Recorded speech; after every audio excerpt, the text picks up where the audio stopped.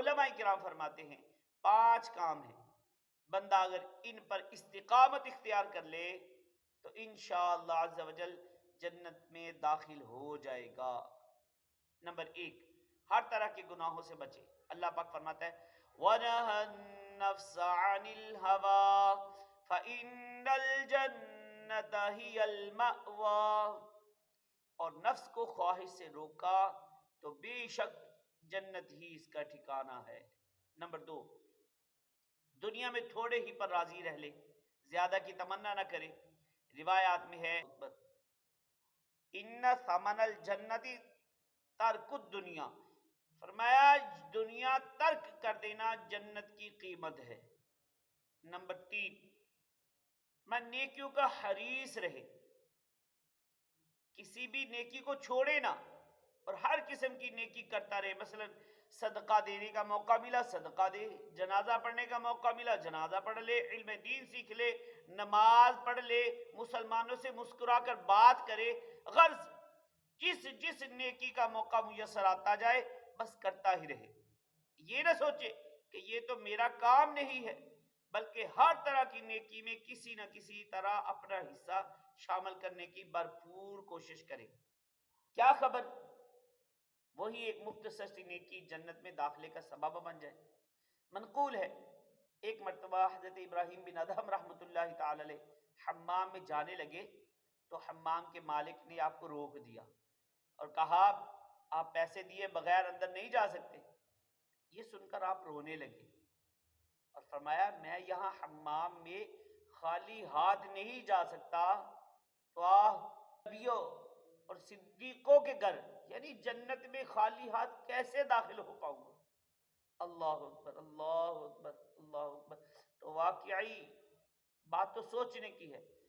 ہمارے یہاں تفریح گاہوں میں جہاں ناچ گانے ہوتے ہیں، طرح طرح کے گناہ ہو رہے ہوتے ہیں، ایسی جگہوں پر جانے کے لیے بھی ٹکٹ ہوتی ہے، پیسے لگتے ہیں، خالی ہاتھ وہاں بھی نہیں جا سکتے، تو سوچئے جنت میں خالی ہاتھ کیسے جا پائیں گے؟ اس لیے ہمیں اپنے ہاتھ بھرے رکھنے چاہیے، پیسوں سے نہیں، نیکیوں سے۔ ایک نیکی کا موقع ملے ایک کر لیں، 4 کا موقع ملے 4 کر لیں، بس ایک ایک نیکی کرتے اپنے پاس نیکیوں کا مال لگاتے رہیے۔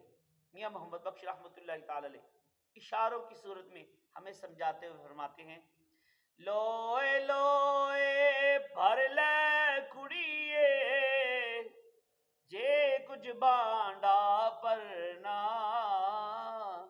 شام پئی بن شام محمد گھر جا دینے ڈرنا۔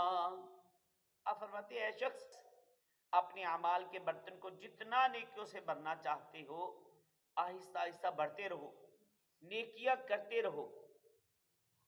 شام ہو گئی یعنی موت آ گئی، جنگل ہو گیا، اندھیری قبر ہو گئی، وحشت و تنہائی ہو گئی، مگر تم نے اپنے اعمال کا برتن نیکیوں سے بھرا ہوگا تو دنیا سے واپسی جاتے ہوئے ڈرنا نہیں پڑے گا۔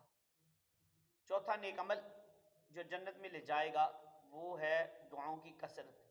حضرت انس رضی اللہ تعالیٰ سے روایت ہے محبوب ذیشان مکی مدنی سلطان صلی اللہ علیہ وسلم نے ارشاد فرمایا جو اللہ پاک سے 3 مرتبہ جنت مانگے جنت خود کہتی ہے اے اللہ پاک اسے جنت میں داخل فرما دے۔ سبحان اللہ سبحان اللہ۔ الحمدللہ ماہ رمضان ہے، ویسے بھی دعاؤں کا مہینہ ہے، خوب دعائیں کیجئے، اللہ پاک سے بخشش مانگیے، جنت مانگیے، جنت میں پیارے پیارے آقا صلی اللہ علیہ وسلم کا پڑوس مانگیے، انشاءاللہ الکریم رحمت الہی نصیب ہوگی۔ اللہ پاک نے چاہا تو شفاعت مصطفیٰ کے صدقے جنت ٹھکانہ بن جائے گا۔ نمبر 5، جنت میں لے جانے والے جو 5واں کام ہے نیک لوگوں کی محبت۔ حدیث پاک میں ہے المرء مع من احب یوم القیامہ، فرمایا آدمی روز قیامت اسی کے ساتھ ہوگا جس سے محبت کرتا ہوگا۔